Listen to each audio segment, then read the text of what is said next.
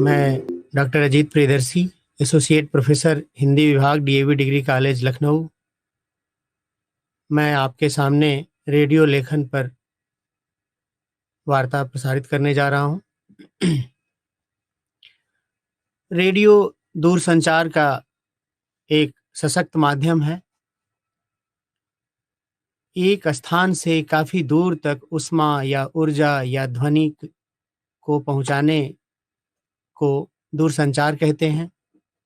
दूरसंचार के प्रमुख साधन हैं phone, mobile phone, internet, radio set इत्यादि। किसी जानकारी का एक साथ बहुत से लोगों तक पहुंचना जनसंचार कहा जाता है। जनसंचार के प्रमुख माध्यम हैं लिखित माध्यम, श्रव्य माध्यम, दृश्य माध्यम, नवीनतम इलेक्ट्रॉनिक माध्यम। अब हम रेडियो का सामान्य परिचय आपके सामने प्रस्तुत करना चाहते हैं।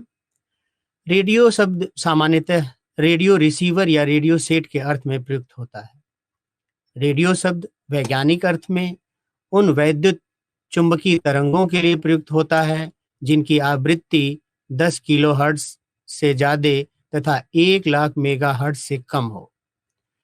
रेडियो प्रसारण की तरंगें आयन मंडल यानी धरती से 50 से 175 किलोमीटर के क्षेत्र में संचरण करती हैं।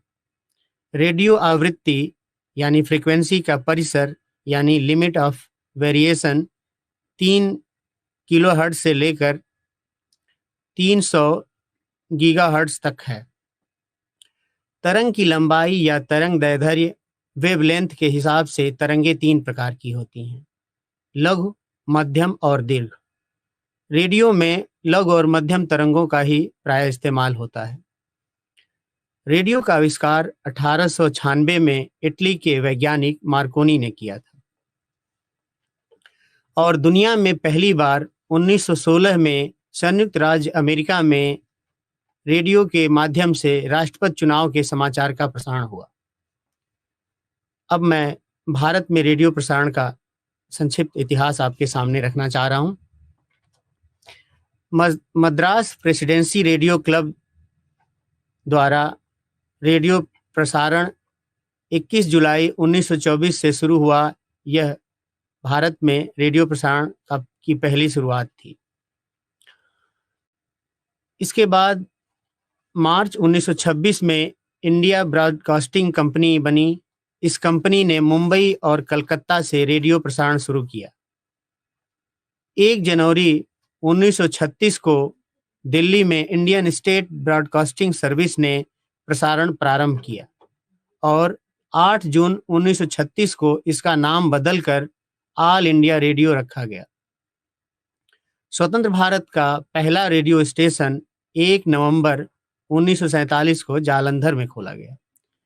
1950 के बाद प्रसारण केंद्रों के लिए जो योजनाएं बनाई गईं, उन्हें पंचवर्षीय योजनाओं में प्राथमिकता दी गई। 1957 में ऑल इंडिया रेडियो का नाम बदलकर आकाशवाणी कर दिया गया। आकाशवाणी की गृह सेवा में देश भर में स्थित 420 स्टेशन शामिल हैं और AIR या आकाशवाणी दुनिया का सबसे बड़ा रेडियो नेटवर्क है। आकाशवाणी से 3 स्तरों पर कार्यक्रम प्रसारित होते हैं। पहला राष्ट्रीय स्तर के कार्यक्रम, दूसरा क्षेत्रीय स्तर के कार्यक्रम और तीसरा स्थानीय स्तर के कार्यक्रम। आकाशवाणी का समाचार सेवा प्रभाग विश्व का सबसे बड़ा समाचार सेवा प्रभाग है। सन 1935 में भारत में समाचारों का प्रसारण अंग्रेजी और हिंदुस्तानी में शुरू हुआ। रेडियो की विदेश प्रसारण सेवा 1 अक्टूबर 1939 से शुरू हुई और इस विदेश प्रसारण सेवा द्वारा आज 27 भारतीय भाषाओं में कार्यक्रम प्रसारित किए जाते हैं और लगभग 100 देशों में रहने वाले भारतीय इससे प्रभावित होते हैं, इससे लाभान्वित होते हैं। मनोरंजन कार्यक्रमों के लिए जो शुद्ध मनोरंजन के कार्यक्रम श्रोताओं के लिए प्रसारित करें, ऐसे कार्यक्रमों के लिए रेडियो में एक अलग प्रसारण सेवा 1957 में विविध भारती के नाम से शुरू की गई। आज आकाशवाणी की विविध भारती सेवा 40 वाणिज्यिक प्रसारण केंद्रों से संगीत तथा मनोरंजन के कार्यक्रम प्रसारित करती है। 23 नवंबर 1997 को प्रसार भारती का गठन भारत सरकार के स्वायत्त प्रसारण निगम के रूप में हुआ। इसी दिन प्रसार भारती बोर्ड ने आकाशवाणी और दूरदर्शन संगठन का नियंत्रण अपने हाथ में ले लिया। भारत का रेडियो संगठन लगभग 13 करोड़ रेडियो सेटों के माध्यम से ग्रामीण और दूर दराज के इलाकों के श्रोताओं तक कार्यक्रम प्रसारित करता है।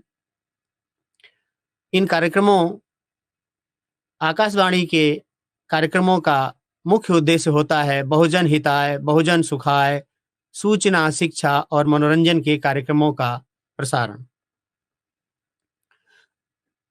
अब मैं आपको आकाशवाणी की नई सेवाओं के बारे में जानकारी देता हूं।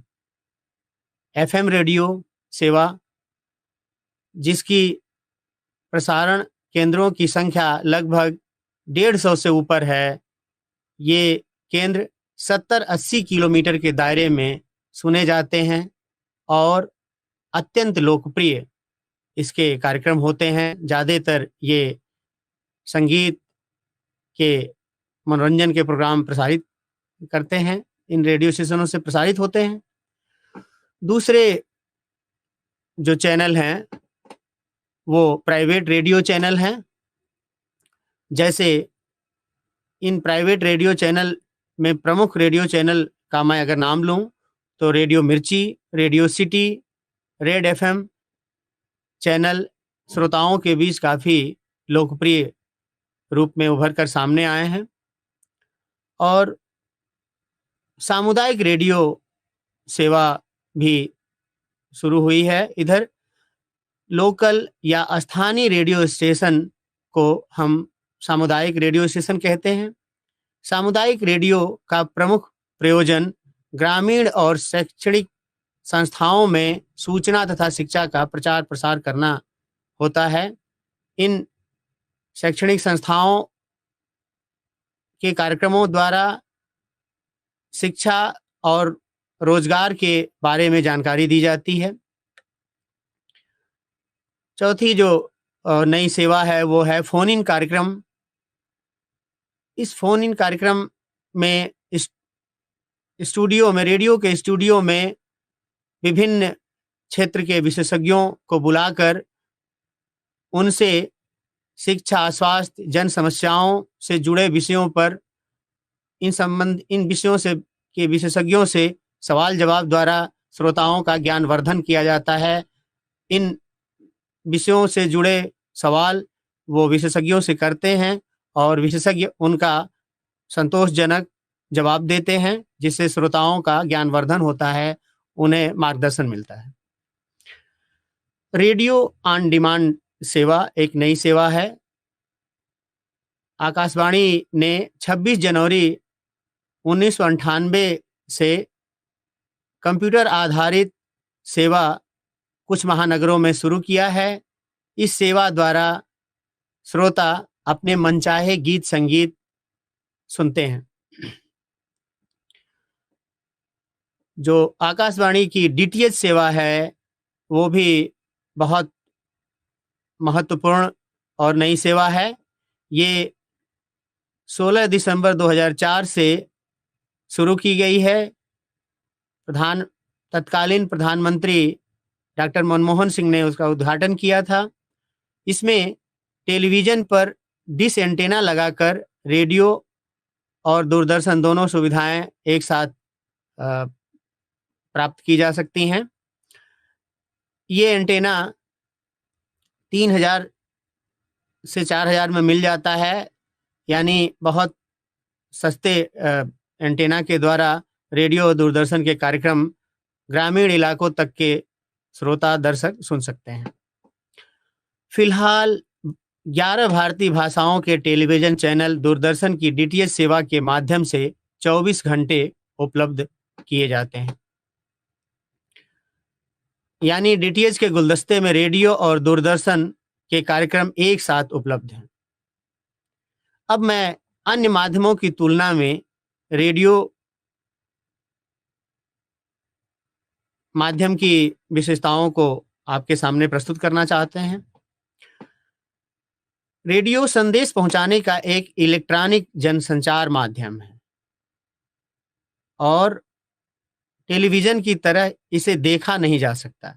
रेडियो के संदेश सिर्फ सुने जा सकते हैं, यानी रेडियो दृश्यहीन माध्यम है, श्रव्य माध्यम है और इसलिए रेडियो की भाषा में जो प्रयुक्त कोड होते हैं वो सांकेतिक चिन्हों के रूप में होते हैं, इसलिए उन्हें वे सांकेतिक चिन्ह बहुत सरल होने चाहिए जो आसानी से सबको समझ में आ जाए।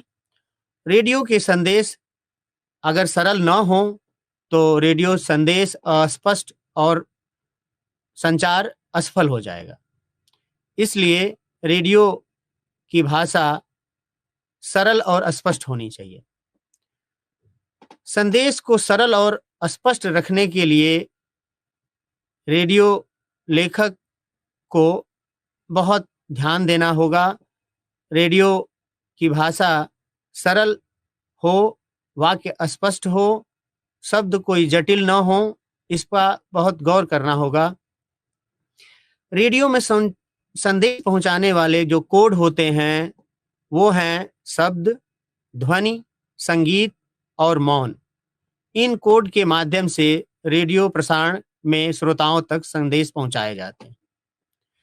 अब रेडियो चूंकि दृश्यहीन माध्यम है, दृश्यहीन और श्रव्य माध्यम है, तो बावजूद इसके दृश्यहीनता के भी कुछ लाभ होते हैं और इस दृश्यहीनता के जो लाभ हैं वो इस प्रकार हैं। रेडियो की ये विशेषताएं जो दृश्यहीनता के लाभ हैं वो इस प्रकार से हैं। पहला रेडियो की विशेषता है कि यह श्रोताओं की कल्पना शक्ति को जगाता है।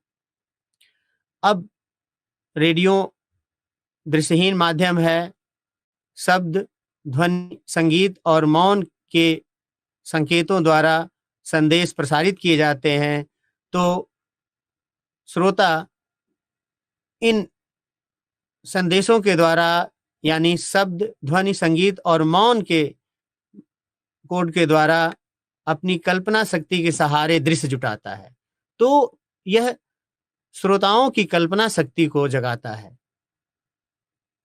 रेडियो के कार्यक्रम श्रोताओं की कल्पना शक्ति को जगाने वाले होते हैं और रेडियो के कार्यक्रम हजारों वर्ष पहले या बाद के चित्रण सफलतापूर्वक कर सकते हैं, क्योंकि इसमें कोई दृश्य की योजना नहीं करनी होती है। ये सिर्फ शब्दों या ध्वनि से उस समय का चित्रण सफलतापूर्वक कर सकते हैं और उन शब्द, ध्वनियों, संगीत और मौन के द्वारा श्रोता उस समय में चले जाते हैं, यानी अपनी कल्पना शक्ति द्वारा श्रोता उस समय को महसूस कर सकते हैं। रेडियो के श्रोता प्रस्तुतकर्ताओं की मनचाही तस्वीर बना लेते हैं और उनसे अपना अंतरंग रिश्ता बना लेते हैं, यानी रेडियो के कार्यक्रम और रेडियो के प्रस्तुतकर्ता श्रोताओं से आत्मीय रूप से जुड़ जाते हैं। श्रोता उनसे आत्मीय रूप से जुड़ा हुआ महसूस करते हैं। रेडियो के जो पात्र हैं, रेडियो लेखकों के जो पात्र हैं, वो श्रोताओं के बीच काफी लोकप्रिय हुए। रेडियो के विभिन्न प्रसारण केंद्रों द्वारा प्रस्तुत रेडियो के अमर पात्र के नाम हैं। आकाशवाणी लखनऊ द्वारा प्रसारित बहरे बाबा श्रोताओं के बीच बहुत लोकप्रिय हुआ। ऐसे ही पटना आकाशवाणी द्वारा प्रसारित लोहा सिंह जो काल्पनिक पात्र है वो बहुत लोकप्रिय हुआ श्रोताओं के बीच। ऐसे ही रेडियो कश्मीर द्वारा प्रसारित मुंशी अल्लाह रखा खां को पुराने श्रोता आज भी याद रखते हैं। वैज्ञानिक मानते हैं कि दृश्य माध्यम हमारी कल्पना शक्ति, विचार शक्ति और संवेदनाओं को कुंठित या कमजोर करते हैं, जबकि इसके विपरीत रेडियो माध्यम या दृश्यहीन माध्यम हमारे विचारों को, भावनाओं, संवेदनाओं को प्रोत्साहित करते हैं। यानी हमारी कल्पना शक्ति, विचार और संवेदना शक्ति को बढ़ाने में, उन्हें जागृत करने में रेडियो एक अहम रोल अदा करता है। जो दूसरी विशेषता है रेडियो की, वो है कि रेडियो के कार्यक्रम प्रसारण द्वारा हमेशा वर्तमान का बोध होता है। यानी रेडियो के कार्यक्रम सुनते हुए हम वर्तमान में महसूस करते हैं। रेडियो प्रसारण हमेशा सामयिकता, जीवंतता और वर्तमान का बोध कराता है। यानी हम रेडियो के कार्यक्रम सुनते हुए सामयिक और जीवंत या वर्तमान से जुड़े हुए महसूस करते हैं, चाहे वो रेडियो कार्यक्रम हफ्ते भर पहले रिकॉर्ड किया गया हो। लेकिन जब प्रसारित होता है तो श्रोताओं को उसकी जानकारी बिल्कुल ताजा रूप में प्रस्तुत महसूस होती है।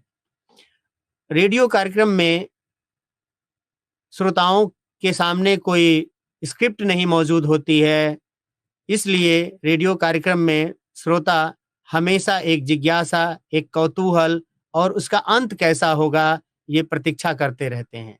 यानी रेडियो कार्यक्रम श्रोताओं के सामने हमेशा जिज्ञासा, कौतूहल के रूप में उन्हें अपने से जोड़े रखता है। हर कार्यक्रम में स्क्रिप्ट न होने से उनके सामने स्क्रिप्ट नहीं होती है, इसलिए उनकी जिज्ञासा, कौतूहल और अंत कैसा होगा, ये प्रतीक्षा श्रोता करते रहते हैं। जबकि जो मुद्रित माध्यम है, उसमें चूंकि स्क्रिप्ट पहले से लिखी जा चुकी होती है, स्क्रिप्ट उसके हाथ में होती है, पहले पेज से अंतिम पेज तक उसके हाथ में होता है, इसलिए रेडियो कार्यक्रम जैसी जिज्ञासा, कौतूहल और अंत कैसा होगा, ये प्रतीक्षा श्रोता उसका जो पाठक है मुद्रित माध्यम का, वो नहीं करता। लेकिन रेडियो कार्यक्रमों में जिज्ञासा, कौतूहल हमेशा बना रहता है। रेडियो की एक और विशेषता है रेडियो का लचीलापन। चूंकि रेडियो दृश्यहीन माध्यम है, केवल श्रव्य माध्यम है, इसलिए श्रोता को एक जगह टिक कर बैठने की आवश्यकता नहीं होती। यानी ये एक लचीला माध्यम है। श्रोता सफर करते समय, रसोई में खाना बनाते समय या खेत में हल चलाते समय या छात्र छात्राएं पढ़ाई करते समय मजे से रेडियो सुनते रहते हैं। चौथी विशेषता है रेडियो की तत्परता। रेडियो में कार्यक्रम निर्माण एवं प्रसारण की आवश्यकताएं जटिल नहीं होती, इसलिए कोई समाचार या सूचना देना या कार्यक्रम देना अत्यंत तेजी से संभव हो पाता है। जब प्राकृतिक आपदाएं किसी क्षेत्र में हों या बिजली संकट हो या इंटरनेट सिग्नल ठप हो, तो इस सब के बावजूद रेडियो उस क्षेत्र के लोगों तक सूचना, बचाव, राहत काम में बड़ी भूमिका निभाता है। कहीं रक्तदान की अपील करनी हो या मौसम की सूचना देनी हो या ट्रैफिक की स्थिति की जानकारी देनी हो या रास्ते बंद होने की जानकारी देनी हो या रेलगाड़ियों के रद्द होने या देर से आने की सूचना देनी हो, रेडियो महती भूमिका अदा करता है। रेडियो से तुरंत जानकारी प्रसारित की जा सकती है और एक बड़ी जनसंख्या को इससे लाभ मिलता है। रेडियो चूंकि श्रव्य माध्यम है, इसलिए इसके श्रव्य कोड एवं संकेत होते हैं। इनके प्रमुख कोड एवं संकेत हैं शोर और मौन। वह संकेत जो किसी पदार्थ के समरूप होता है आइकॉन या बिंब कहलाता है, जैसे कि फोटोग्राफ।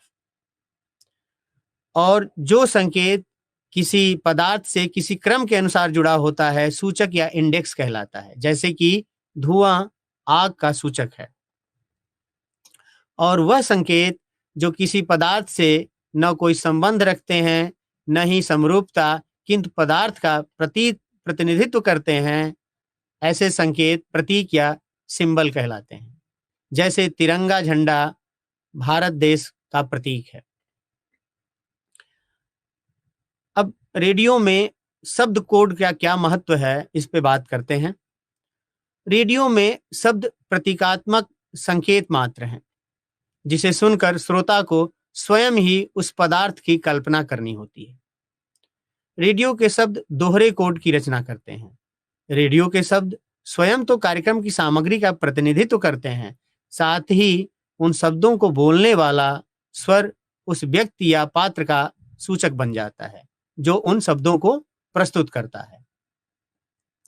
तो रेडियो के शब्दों से कार्यक्रम की सामग्री प्रस्तुत की जाती है और रेडियो के शब्दों से उस प्रस्तुतकर्ता या पात्र का वो सूचक बन जाने से उस व्यक्ति की या उस पात्र की जीवंत उपस्थिति रेडियो के श्रोता महसूस करते हैं। यानी जीवंतता शब्द जीवंत रूप में, साकार रूप में पात्र और प्रस्तुतकर्ता साकार रूप में श्रोताओं के सामने आता है। रेडियो में आवाज कोड का क्या महत्व है, इस पे हम बात करते हैं। जो रेडियो का प्रस्तुत करता है वो अपने आवाज के उतार चढ़ाव से, खास शैली से कार्यक्रम को और भी प्रभावशाली बना सकता है और श्रोता को बांधे रख सकता है। रेडियो का जो स्वर है और उसका खास अंदाज है, पूरे रेडियो स्टेशन का परिचायक बन जाता है। जैसे बीबीसी की हिंदी सेवा द्वारा एक खास शैली में, यह बीबीसी की हिंदी सेवा है, हम उसे उसकी पहचान के रूप में तुरंत सुनते ही पहचान लेते हैं। या यह ऑल इंडिया रेडियो की उर्दू सेवा है, या कोई एफएम चैनल अपने विशेष प्रस्तुति शैली से श्रोताओं के बीच पहचान रखता है, उसे सुनकर ही उसकी खास शैली या आवाज का उतार चढ़ाव से ही श्रोता उसको पहचान जाते हैं कि यह कौन सा रेडियो स्टेशन है। चूंकि रेडियो स्टेशन रेडियो एक दृश्य माध्यम नहीं है, श्रव्य माध्यम है, दृश्यहीन माध्यम है, इसलिए रेडियो स्टेशन के प्रस्तुतकर्ता, रेडियो स्टेशन के अनाउंसर बार बार अपने रेडियो स्टेशन का फ्रीक्वेंसी का नाम लेते रहते हैं। अब रेडियो में ध्वनि कोड का क्या महत्व है, इस पे बात करते हैं। रेडियो में ध्वनि सूचक का काम कर रही होती है। जब उसमें कोई ध्वनि सुनाई देती है तो वह किसी चीज की, किसी की सूचना देने के लिए भी होता है। जैसे दरवाजे की घंटी किसी के आगमन की सूचना देती है।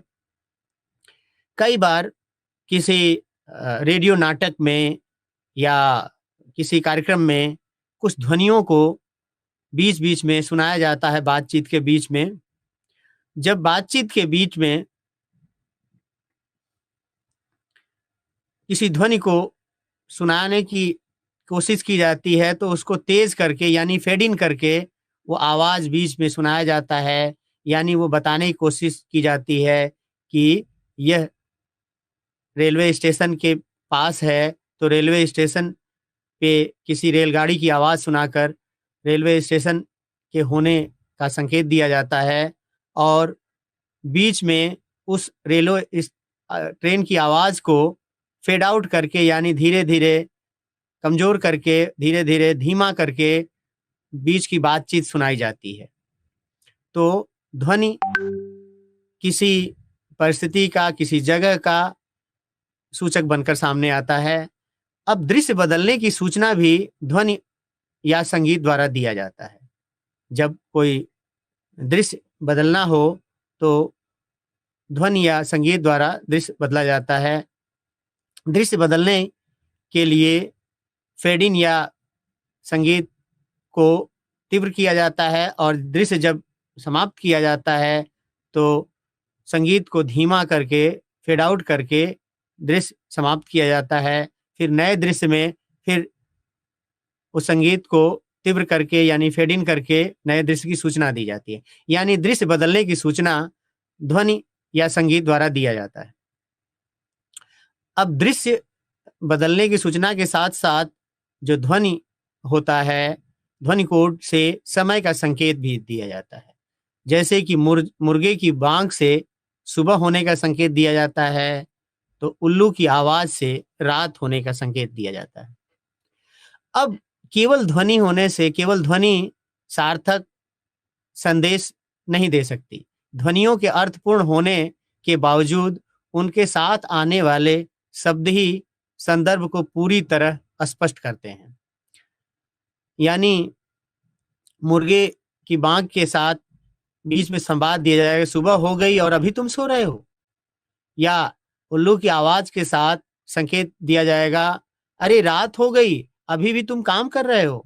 इस तरह से ध्वनि संदेश के साथ साथ शब्द भी उनके साथ जोड़कर संदेश को पूर्णता प्रदान की जाती है।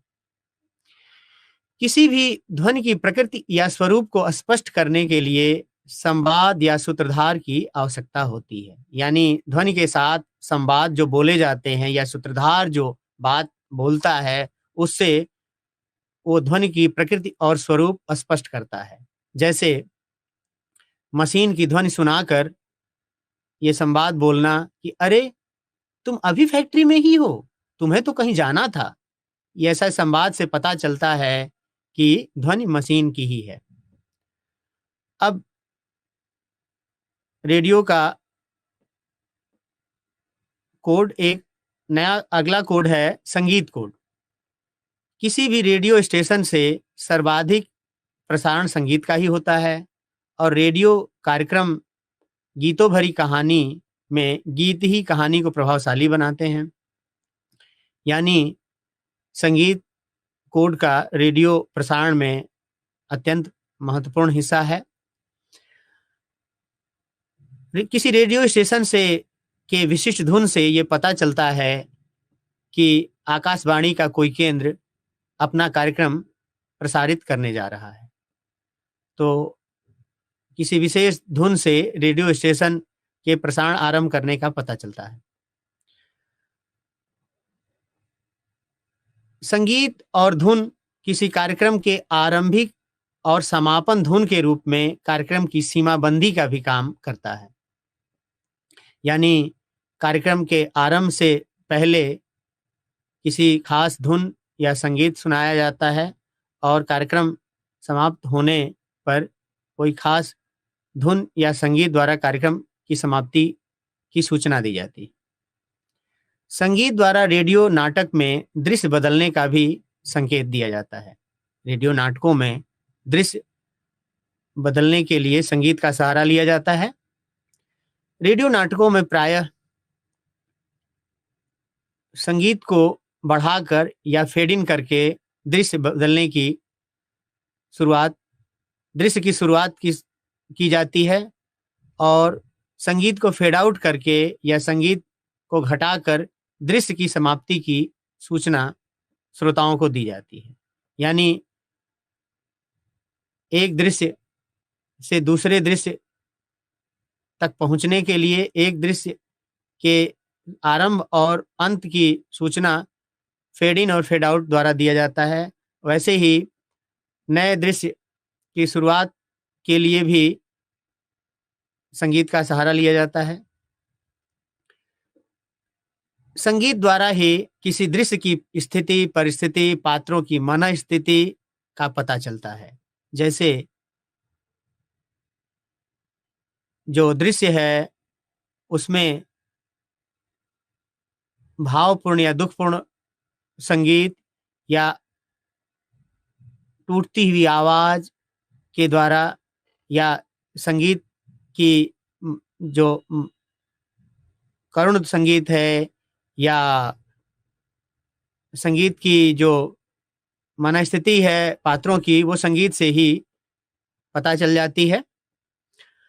तो दृश्य की परिस्थिति की और पात्रों की मन स्थिति की जानकारी संगीत द्वारा रेडियो प्रसारण में दी जाती है। खासकर ये रेडियो नाटकों में प्रस्तुत किया जाता है। अब किसी खास गीत संगीत द्वारा किसी कालखंड की, किसी स्थान की सूचना भी दी जाती है। जैसे आज़ादी के गीत गुलामी के कालखंड की सूचना देने के लिए प्रायः सुनाए जाते हैं और गणतंत्र दिवस समारोह की सूचना फौजी बैंड द्वारा मिल जाता है। यानी संगीत से किसी कालखंड और स्थान की सूचना भी दी जाती है और ये संगीत प्रायः रेडियो केंद्रों पे कृत्रिम तरीके से भी तैयार किए जाते हैं। जैसे नारियल के छिलके से घोड़ों की टाप की आवाज़ निकाली जाती है, ऐसे ही झरने की, ऐसे ही बहुत से संगीत और ध्वनि की सूचना कृत्रिम रूप से तैयार संगीत कृत्रिम रूप से तैयार किया जाता है। और रेडियो का प्रसारण का अगला जो कोड है वो मौन या पाज है। रेडियो में चुप्पी या मौन का भी खास महत्व है। जब रेडियो में मौन होता है तो ये कार्यक्रम की समाप्ति की सूचना के लिए होता है और यह कार्यक्रम की सीमा रेखा के रूप में भी इसका इस्तेमाल किया जाता है। मौन का इस्तेमाल किसी समाचार वाचक या वार्ताकार बीच में जब मौन का इस्तेमाल करता है, मौन होता है, तो यह पैराग्राफ बदलने का या नया समाचार का सूचक भी होता है। एक समाचार वाचक जब नए समाचार के बीच में मौन का इस्तेमाल करता है, जैसे एक समाचार के बाद वो कुछ सेकंड मौन रहकर दूसरे समाचार की सूचना देता है। इससे कोई दो समाचार एक साथ जानने का भ्रम न हो, इसलिए एक समाचार के बाद समाचार प्रस्तुतकर्ता बीच में कुछ सेकंड का पॉज लेता है।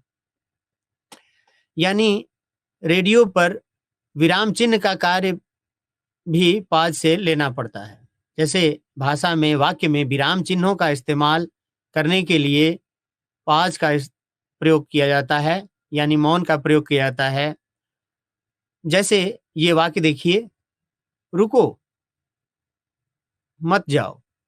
इससे है कि एक व्यक्ति दूसरे को रुकने के लिए कह रहा है, जाने से मना कर रहा है। दूसरा वाक्य, यही वाक्य अगर ऐसे कहा जाए, रुको मत जाओ, तो इसका आशय बिल्कुल बदल जाएगा। इसका अर्थ हो जाएगा कि बोलने वाला दूसरे को कह रहा है कि तुम मत रुको, जाओ।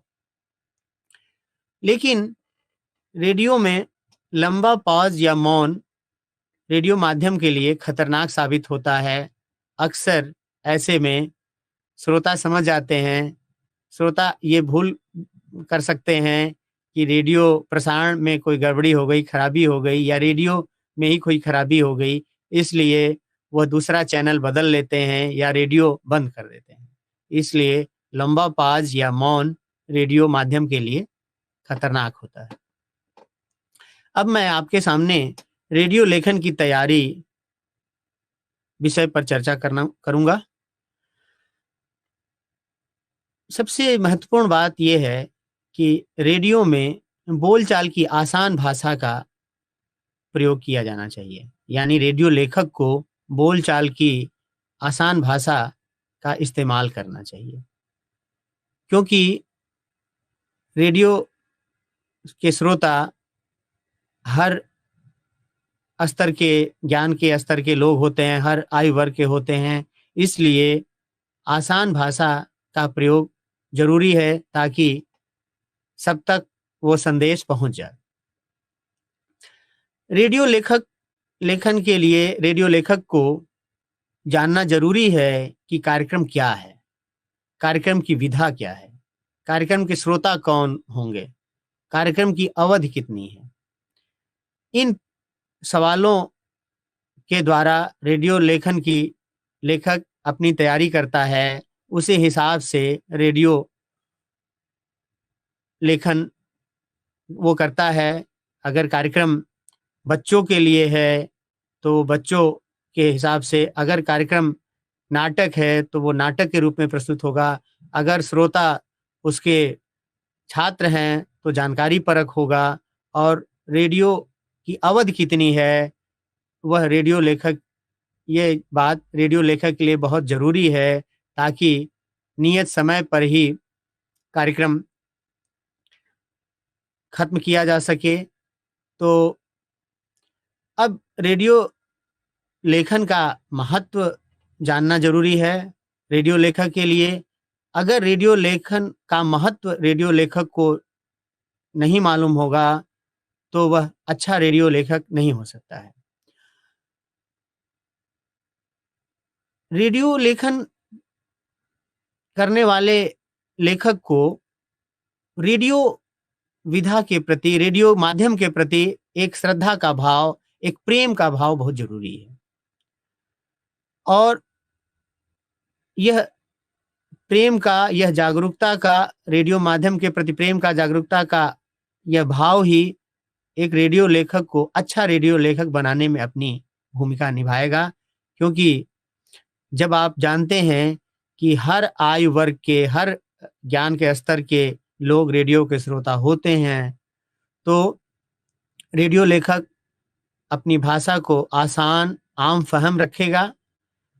और सबसे बड़ी बात रेडियो लेखक को ये जाननी होगी कि रेडियो से जो बोले गए शब्द होते हैं वो ऐसे लगें मानो हर श्रोता से आमने सामने बातचीत हो रही हो, यानी श्रोता से लगाव की भाषा हो, श्रोता को संबोधित की जाने वाली भाषा हो, श्रोता को समझ में आने वाली आसान भाषा हो, छोटे छोटे वाक्य हों। ये रेडियो लेखन के लिए जरूरी है।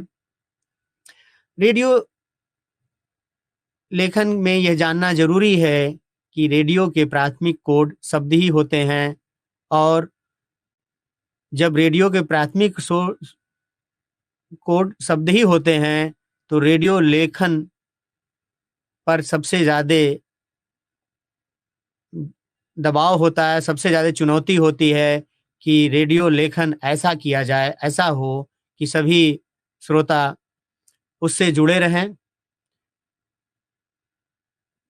अब रेडियो लेखक को ये सवाल सबसे पहले उसके दिमाग में आना चाहिए कि जो कार्यक्रम प्रसारित किया जा रहा है वो किनके लिए हो रहा है, श्रोता के ज्ञान का स्तर क्या है, श्रोता की उम्र क्या है, श्रोता की रुचि क्या है, उनका मनोविज्ञान क्या है और उनकी आवश्यकता क्या है। इन्हीं सब सवालों को ध्यान में रखते हुए रेडियो लेखक को अपना रेडियो लेखन करना चाहिए, तभी रेडियो लेखन सफल और महत्वपूर्ण बनेगा। अब मैं रेडियो के सामान्य श्रोताओं के विषय में सामान्य बातें आपके सामने प्रस्तुत करना चाहता हूं। पहली बात कि रेडियो का एक बड़ा श्रोता वर्ग निम्न या निम्न मध्य वर्ग या गरीब होता है, इसलिए रेडियो की जो भाषा हो वो, और रेडियो के जो की जानकारियां हो, रेडियो के जो विषय हो, वो इन बड़े श्रोता वर्ग को ध्यान में रखकर होने चाहिए। दूसरा, रेडियो के श्रोता वर्ग के बारे में ये जानकारी भी जरूरी है कि ये जो दूसरा श्रोता वर्ग होता है रेडियो का, वो बुद्धिजीवी होते हैं, अवकाश प्राप्त बुजुर्ग होते हैं, हॉस्टल के छात्र छात्राएं होते हैं, जो बौद्धिक सामग्री तो चाहते हैं लेकिन वो दिलचस्पी उनको जगाने के लिए आपको रोचक बनाना होगा। ऐसे लोग रेडियो सुनते हुए काम करते हैं या संगीत सुनना पसंद करते हैं, तो इसलिए रेडियो से ज्ञानवर्धक कार्यक्रम इन्हें पसंद आते हैं, या ये प्रायः रेडियो पर संगीत के कार्यक्रम सुनना पसंद करते हैं। रेडियो के श्रोताओं का एक वर्ग घर से दूर बैठे लोगों का होता है। ऐसे लोग ट्रांजिस्टर को अपना मित्र मानते हैं और जो रेडियो के प्रस्तुतकर्ता हैं उनमें अपने साथी की तलाश करते हैं। इसलिए रेडियो प्रस्तुतकर्ता को या रेडियो के लेखक को श्रोताओं के साथ आत्मीय संवाद के रूप में लेखन करना चाहिए, और रेडियो के जो प्रस्तुतकर्ता हैं उन आत्मीय संवाद को जब प्रस्तुत करते हैं तो श्रोताओं को उनमें अपना आत्मीय ढूंढने में सहूलियत होती है। श्रोता उन्हें अपना साथी, अपना मित्र मान लेते हैं। रेडियो के श्रोता ऐसे भी तमाम श्रोता हैं जो चित्रकार या मूर्तिकार या दुकानदार होते हैं। ये प्रायः ताज़ा समाचार, सूचनाएं सुनना पसंद करते हैं। तो इस तरह से रेडियो का श्रोता वर्ग बड़ा जटिल, व्यापक और विरोधाभास युक्त होता है। तो इस रेडियो के जटिल, व्यापक और विरोधाभास युक्त श्रोता वर्ग को ध्यान में रखते हुए अपने विविध श्रोताओं के लिए रेडियो अपना कार्यक्रम प्रसारित करता है। इसलिए विविध कार्यक्रम विविध श्रोताओं को ध्यान में रखकर तैयार किए जाते हैं रेडियो के कार्यक्रम।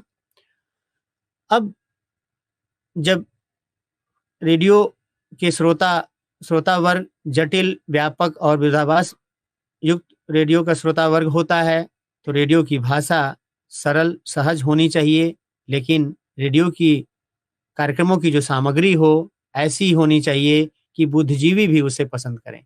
यानी सामग्री स्तरीय होनी चाहिए, लेकिन जो भाषा है होनी चाहिए वो सहज, सरल होनी चाहिए। रेडियो में हर कार्यक्रम एक खास अवधि के लिए तैयार किया जाता है। इसलिए रेडियो लेखक को कार्यक्रम की अवधि का विशेष ध्यान रखना जरूरी है, तभी उस विशेष अवधि में वो कार्यक्रम तैयार करके, विशेष अवधि के लिए कार्यक्रम तैयार करके उसी को महत्वपूर्ण और आकर्षक ढंग से, चुस्त दुरुस्त ढंग से प्रस्तुत करना जरूरी है, ताकि श्रोताओं की दिलचस्पी बनी रहे। रेडियो कार्यक्रम में आकर्षक आरंभ होना अत्यंत आवश्यक है। अगर आरंभ आकर्षक नहीं होगा तो श्रोता उससे दूर हो जाएंगे, श्रोता उस चैनल को बदल देंगे। इसलिए किसी भी रेडियो कार्यक्रम में आरंभ ही आकर्षक होना चाहिए। जैसे प्रदूषण के विषय पे बात की जा रही हो तो ये कहना कि अगर अभी आपको सुनने को मिले कि ताजमहल काला पड़ गया है तो आप क्या करेंगे, इस तरह से अचानक, अब ये बताइए कौन ऐसा होगा जिसके ताजमहल काला होने की चिंता न होगी। तो प्रदूषण पे अगर कार्यक्रम हो रहा है तो पहला ही वाक्य आप ऐसा करें जो हर श्रोता उसको ध्यान से सुने और उसको आकर्षक आरंभ के कारण वो दिलचस्पी उस विषय से बन जाए। और किसी भी कार्यक्रम में विषय सामग्री में नयापन होना जरूरी है। अगर विषय सामग्री में नयापन नहीं होगा तो श्रोता उससे जुड़े नहीं रहेंगे। इसलिए किसी भी कार्यक्रम में आकर्षक आरंभ के साथ साथ विषय सामग्री में भी नयापन जरूरी है। जब भी रेडियो आलेख तैयार किया जाए तो रेडियो लेखन करने वाले लेखक को ये ध्यान देना चाहिए कि कभी भी रेडियो आलेख में जैसा कि आपने ऊपर पढ़ा या जैसा ऊपर लिखा गया है ऐसे वाक्य हास्यास्पद और मूर्खतापूर्ण लग सकते हैं, क्योंकि रेडियो सुनने वाला अगर ऊपर देखेगा तो ऊपर तो उसके छत है, या जैसा ऊपर लिखा गया है तो छत के ऊपर तो कुछ लिखा नहीं गया है। इसलिए रेडियो आलेख में जैसा कि आपने ऊपर पढ़ा या जैसा ऊपर लिखा गया है, या निम्नांकित या निम्नलिखित या यह वह, ऐसे प्रयोग कतई नहीं किया जाना चाहिए। एक और महत्वपूर्ण बात कि रेडियो लेखन में कोई साल, किसी वर्ष की या माह की कोई तारीख की जगह पे परसों या 2 दिन पूर्व या पिछले दिनों का प्रयोग करना उचित होगा। तभी वो उसे महसूस हो जाएगा, तभी वो उसे जुड़ पाएगा। सन या तारीख से वो उतना जुड़ा हुआ नहीं महसूस करेगा। इसलिए रेडियो आलेख में कभी भी सन और माह की जगह पे अगर कल या परसों या कुछ दिन पहले का प्रयोग किया जाता है, तो श्रोता उससे ज़्यादा ताज़ा रूप में जुड़ने का या अनुमान लगाने में उन्हें आसानी होती है। यानी रेडियो लेखक को ये जानना चाहिए, ये ध्यान रखना चाहिए कि रेडियो श्रव्य माध्यम है, इसलिए रेडियो की जो भाषा होनी चाहिए, वो श्रव्य माध्यम की भाषा ही होनी चाहिए। यानी श्रव्य माध्यम की भाषा का इस्तेमाल रेडियो लेखन में ज़रूरी है। ऐसी भाषा हो, जो बिंबात्मक हो, चित्रात्मक हो और श्रोता की कल्पना शक्ति को बढ़ाने वाली हो। रेडियो लेखन की भाषा ऐसी हो, जो श्रोता के मस्तिष्क में दृश्य प्रभाव उत्पन्न कर सके, उसकी कल्पना को जगा दे।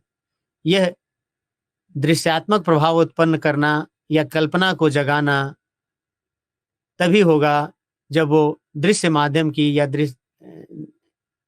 या चित्रात्मक भाषा का या कल्पनाशील भाषा का वो इस्तेमाल करेगा।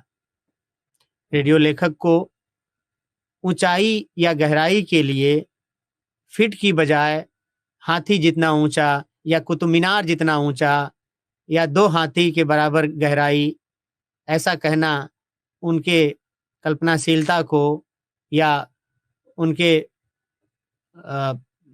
दृश्य प्रभाव उत्पन्न करते ये भाषा करती है। इसलिए गहराई या ऊंचाई के लिए हरदम कोई साकार वस्तु की उपमा दी जानी चाहिए। अगर किसी बात को कहने के लिए आप कोई वर्ष की या सन की बात कहते हैं, तो उतना स्पष्ट नहीं होता है, उतनी साफ उसकी श्रोता की कल्पना शक्ति नहीं जगाता है वो। तो उसकी जगह पे आप कहिए कि 500 साल पहले या 1000 साल पहले। तो ये बात रेडियो के श्रोता को बहुत आसानी से वो कल्पना कर लेता है। तो कभी भी रेडियो आलेख के लेखक को सन की बजाय 500 साल या 1000 साल पहले कहना उचित होगा। रेडियो लेखन में सरल और स्पष्ट भाषा का इस्तेमाल होना चाहिए। वाक्य जरूरी तौर पे छोटे-छोटे और स्पष्ट होने चाहिए। अगर ऐसा नहीं होगा तो रेडियो संदेश असफल हो जाएगा। इसलिए सरल और स्पष्ट भाषा, सरल और स्पष्ट वाक्य होना रेडियो लेख में जरूरी है। मिश्रित वाक्य या जटिल शब्द रेडियो संदेश में बाधक होते हैं। इसलिए मिश्रित वाक्य या जटिल शब्द इस्तेमाल करने से परहेज किया जाना चाहिए। रेडियो लेखन में अनिवार्य रूप से छोटे-छोटे वाक्य और सीधी सरल बोलचाल की भाषा का इस्तेमाल होना चाहिए। तभी रेडियो कार्यक्रम में प्रस्तुत संदेश श्रोताओं तक बहुत प्रभावी ढंग से पहुंच पाएंगे। अब रेडियो कार्यक्रम में प्रस्तुति ऐसे की जाती है जैसे श्रोताओं से संवाद किया जा रहा हो, श्रोताओं से बातचीत की जा रही है। इसलिए रेडियो पर हमेशा बोले जाने वाले शब्द यानी बोलचाल के प्रचलित एवं आसान शब्द का ही प्रयोग किया जाना चाहिए। रेडियो लेखन में कठिन शब्दों का प्रयोग अगर किया गया है तो वो संदेश को असफल कर देगा। इसलिए कठिन शब्द का प्रयोग नहीं करना चाहिए। लेकिन बोलचाल के शब्द अगर अंग्रेजी या उर्दू के भी हों तो उनका प्रयोग करना उचित होगा, क्योंकि ये तमाम में बोलचाल के में अंग्रेजी और उर्दू के तमाम शब्द बहुत प्रयोग किए जाते हैं, इसलिए बोलचाल के अंग्रेजी और उर्दू शब्द का प्रयोग भी उचित ही होगा। अब मैं आपके सामने रेडियो लेखन में जिन सावधानियों को बरतना जरूरी है उन पे बात करना चाहूँगा। पहली बात, रेडियो लेखन में जिस पे ध्यान रखना बहुत ज़रूरी है, जिसका ध्यान रखना बहुत ज़रूरी है कि किसी भी रेडियो आलेख का आरंभ आकर्षक होना चाहिए। ऐसा आरंभ हो जो जिज्ञासा जगाने वाला हो, जो रोचक हो, जिससे शुरुआत के कुछ सेकंडों मिनटों में ही उस कार्यक्रम से श्रोता बच जाएं और दूसरा चैनल के लिए वो चैनल न बदलें। तो किसी भी रेडियो लेखन में सबसे ज़रूरी चीज़ होता है कि आरंभ उसका आकर्षक हो, जिज्ञासा जगाने वाला हो, जिससे श्रोता उस कार्यक्रम से जुड़े महसूस करें। दूसरी जो रेडियो लेखन की में ज़रूरी चीज़ है वो है विषय सामग्री में नयापन होना चाहिए।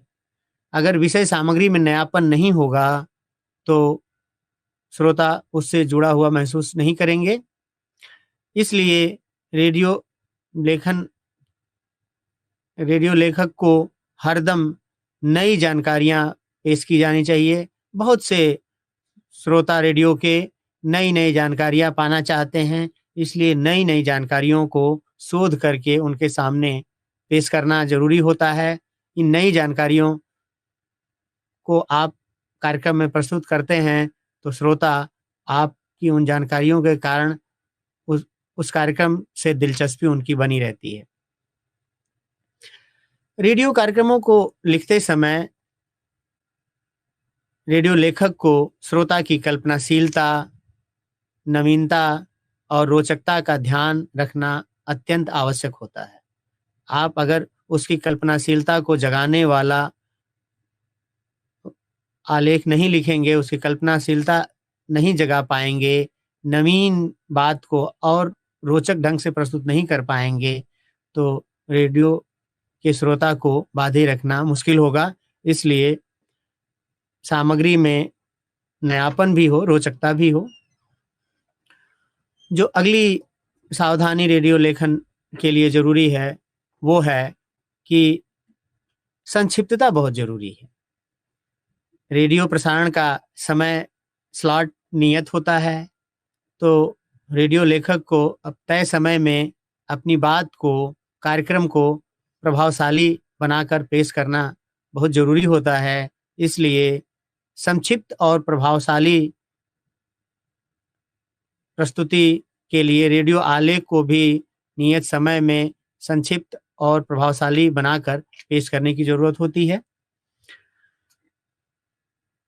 अगली जो सावधानी बरतने वाली चीज़ होती है वो ये है कि रेडियो पे आपत्तिजनक सामग्री से परहेज किया जाना चाहिए। रेडियो आलेख ऐसा नहीं होना चाहिए जिसमें कोई आपत्तिजनक सामग्री हो।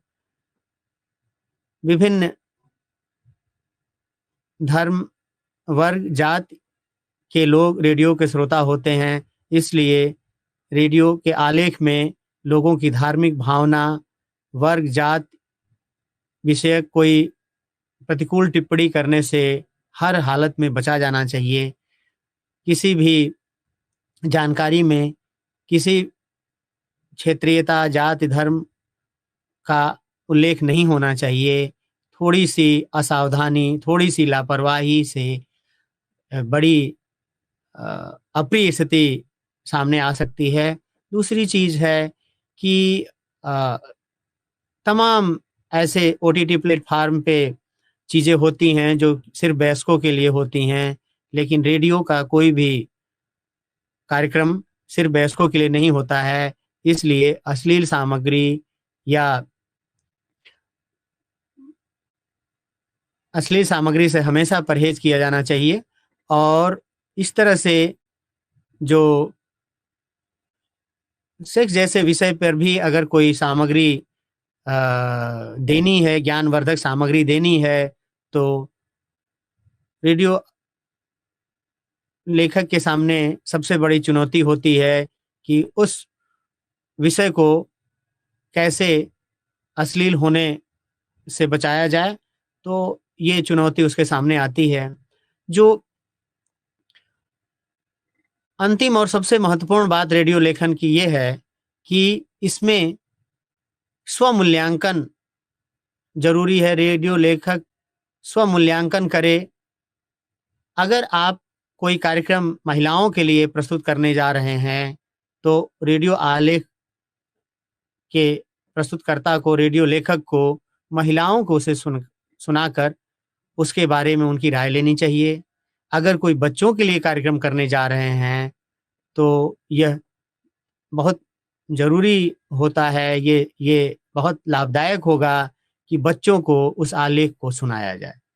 ऐसा करने से उस आलेख के बारे में बच्चों की रुचि, अरुचि या कोई बात जिन्हें आप महसूस कर सकते हैं या पूछ सकते हैं, इससे रेडियो आलेख और चुस्त-दुरुस्त और सुंदर रूप में प्रस्तुत किया जा सकता है, अगर आपने उसको स्व-मूल्यांकन कर लिया।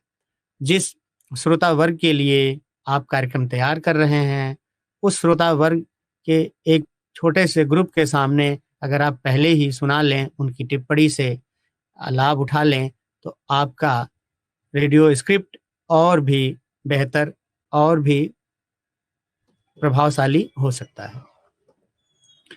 तो ये रहा रेडियो लेखन पे एक वार्ता जो आपके सामने मैंने प्रस्तुत किया। आशा है कि आप सबको इससे लाभ मिला होगा। आप रेडियो लेखन के इन बिंदुओं पर, रेडियो के लेखन के इन बिंदुओं पे बात करते हुए जो मैंने आपको सावधानियां या भाषा के संबंध में जो बातें की हैं, उनसे आप अवश्य ही आपको लाभ मिला होगा। रेडियो एक सशक्त माध्यम है। रेडियो के कार्यक्रम आज विभिन्न वेबसाइट और इंटरनेट के द्रुत गति में विभिन्न कार्यक्रमों की प्रस्तुतियों के बीच रेडियो की अपनी एक विशिष्ट छाप है और यह निरंतर अपनी प्रगति कर रहा है। रेडियो माध्यम के बारे में जागरूकता से रेडियो लेखक को लाभ मिलेगा। अगर रेडियो माध्यम को आप जितना बेहतर समझ पाते हैं, उतना ही बेहतर आप रेडियो लेखक हो सकते हैं। इसलिए रेडियो माध्यम की जो कमियां हैं, यानी उसकी दृष्टिहीनता है, उसको ध्यान में रखकर, लेकिन दृष्टिहीनता के कारण जो रेडियो की जीवंतता है, रेडियो की सामयिकता है, रेडियो की जो श्रोताओं के सामने, रेडियो के श्रोता की जो कल्पना शक्ति जगाने की रेडियो माध्यम की विशिष्टता है, उसको ध्यान में रखकर रेडियो लेखक को स्क्रिप्ट लिखना चाहिए। रेडियो लेखन आज एक बहुत अच्छा रोजगार का अवसर उपलब्ध कराएगा। इसलिए रेडियो लेखन को, रेडियो नज़रिया अपनाते हुए, रेडियो माध्यम की तकनीकी खूबियां और उसकी सीमाएं जानते हुए, उस रेडियो लेखन में बरती जाने वाली समस्याओं पे जो हमने सावधानियां बात की, वो आप ध्यान में रखते हुए एक अच्छे रेडियो लेखक हो सकते हैं। आशा है आपको इस वार्ता से लाभ मिला होगा। धन्यवाद।